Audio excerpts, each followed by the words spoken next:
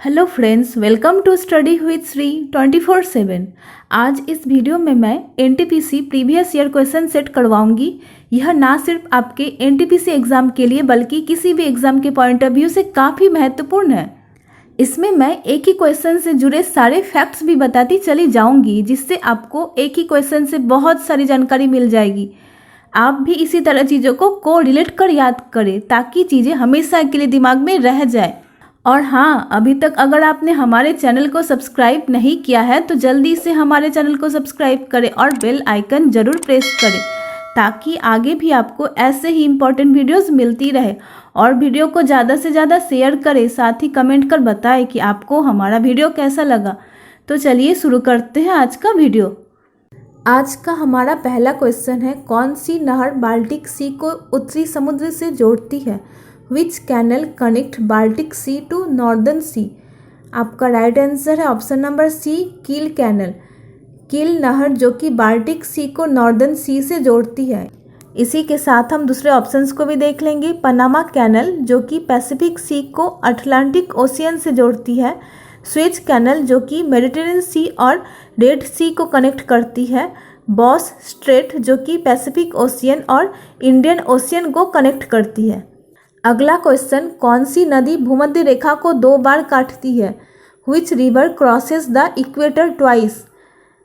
आपका आंसर है option number B, Congo river. Congo river जो कि इक्वेटर को 2 बार काटती है। कॉन्गो रिवर जो कि अफ्रीका महाद्वीप की एक नदी है और नील नदी यह भी अफ्रीका महाद्वीप की नदी है। नील नदी जो कि सबसे लंबी नदी है। नील नदी किस लिए फेमस है? नील नदी जो कि विश्व की सबसे लंबी नदी है। अगला क्वेश्चन, एक्सरे की धाराएं कैसी है? इसके लिए पहले हम जान लेते हैं कि एक्सरे अर्थात एक्स किरणें कैसे उत्पन्न होती है। जब कैथोड किरणें जो कि केवल उच्च ऊर्जा वाले इलेक्ट्रॉन्स का पुंज है किसी उच्च परमाणु क्रमांक वाले धातु जैसे टंगस्टन पर गिरती है तो एक्स किरणें उत्पन्न होती है। तो अगर सीधी भाषा में कहा जाए तो कैथोड रे जो कि बहुत सारे इलेक्ट्रॉन से मिलकर बने होते हैं, बहुत सारे उच्च ऊर्जा वाले इलेक्ट्रॉन से मिलकर कैथोड रे बने होते हैं।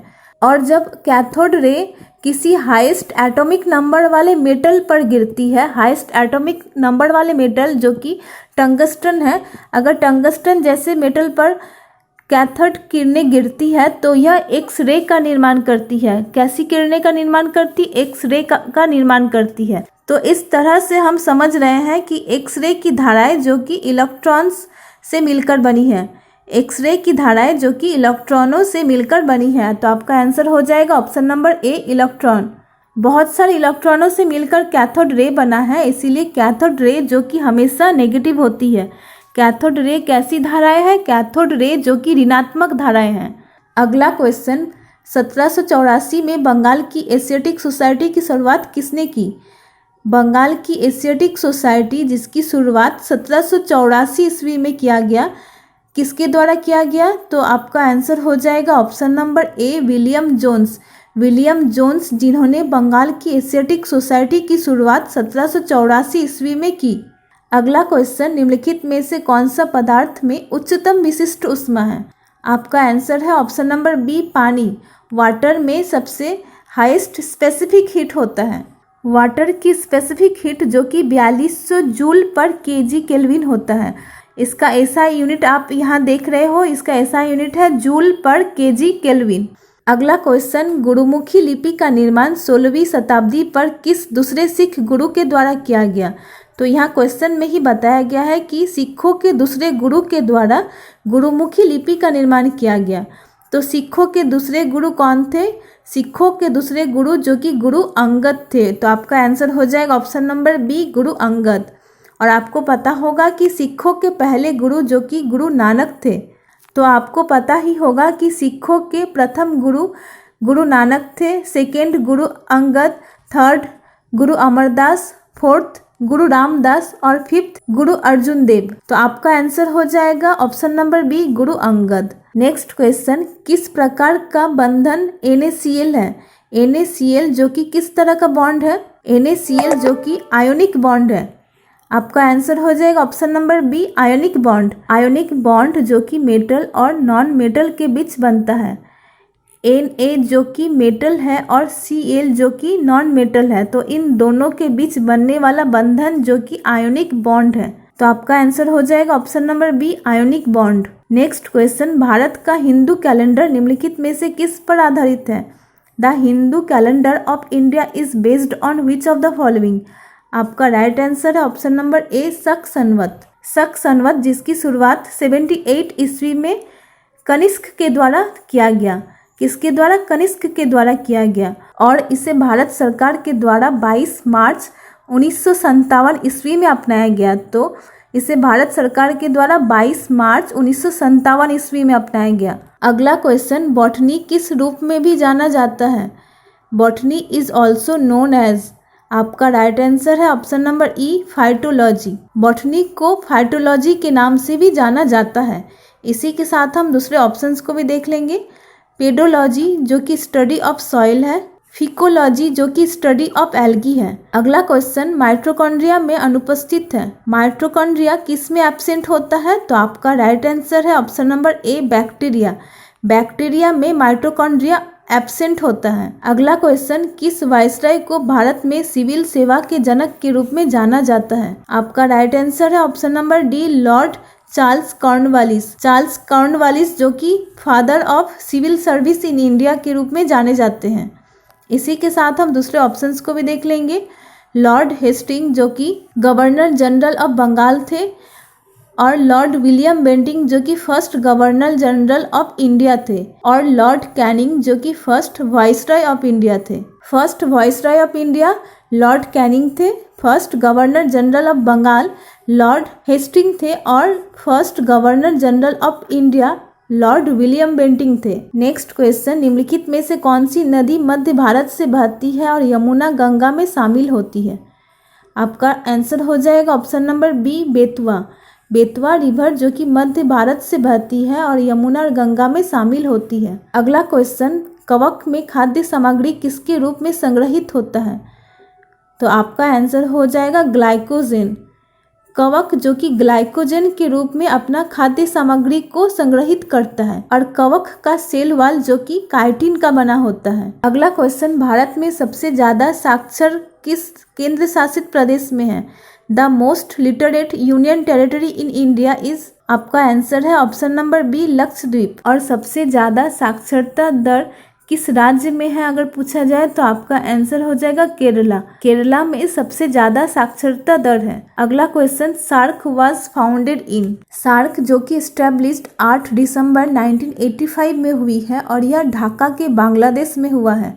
तो SAARC was founded in option number B, Dhaka Bangladesh. Full form of SAARC जो कि South Asian Association for Regional Corporation हो जाएगा। सार्क का फुल फॉर्म क्या है? South Asian Association for Regional Corporation. और सार्क का हेडक्वार्टर जो कि काठमांडू नेपाल में है। जब रक्त में आरबीसी को हटा दिया जाता है तो शेष भाग के रूप में जाना जाता है।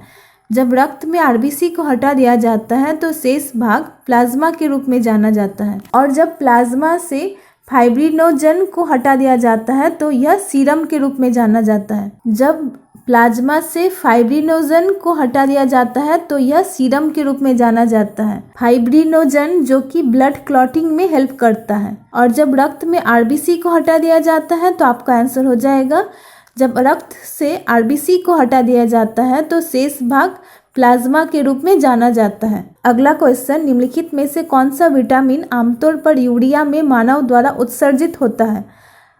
आपका right answer option number C, vitamin C. अगला क्वेश्चन, निम्नलिखित में से कौन सा विटामिन आमतौर पर यूरिया में मानव द्वारा उत्सर्जित होता है? आपका आंसर है option number B, vitamin C. Vitamin C जिसका केमिकल नेम है एस्कॉर्बिक एसिड, विटामिन डी जिसका केमिकल नेम है कैल्सीफोरल, और विटामिन ई जिसका केमिकल नेम है टोकोफोरल।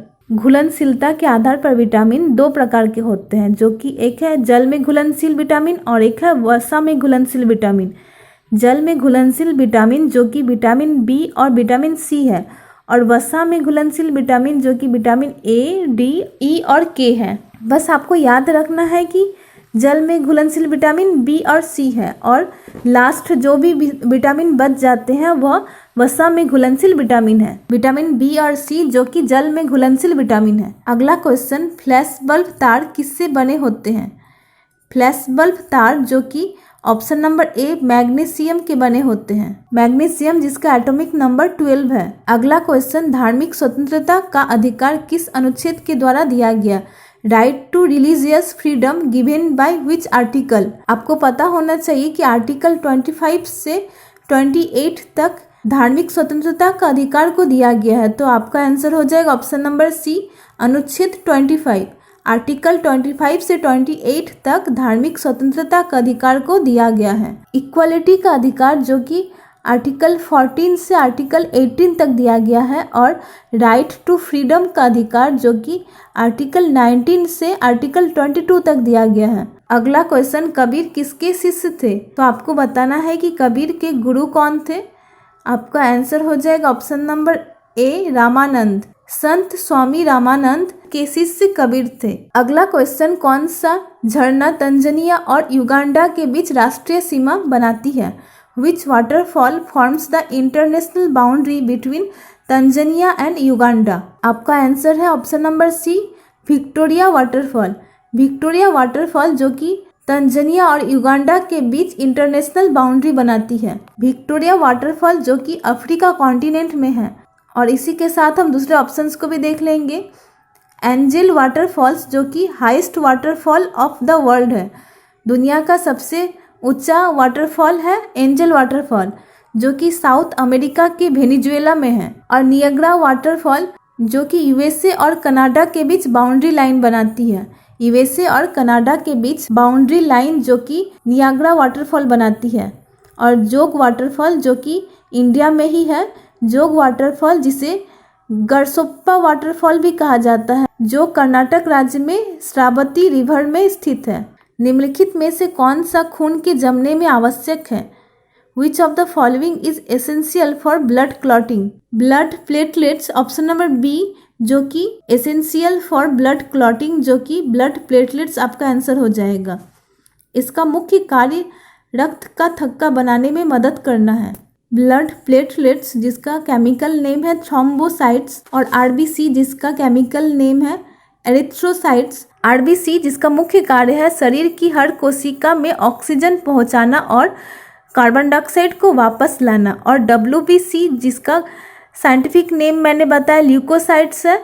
इसका मुख्य कार्य है शरीर को रोगों के संक्रमण से बचाना। अगला क्वेश्चन, निम्नलिखित में से कौन सा युग्म गलत है? एंगुलर वेलोसिटी जो कि रेडियन पर सेकेंड होता है, यह बिल्कुल सही है।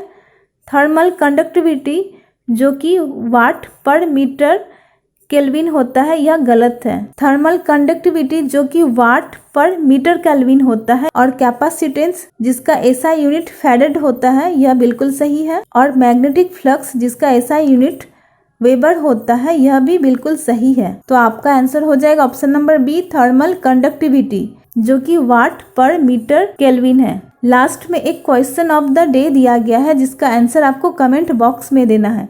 साथ ही आपको बताना है कि आपने कितने क्वेश्चन के आंसर सही किए हैं। आज का हमारा वीडियो यहीं तक था।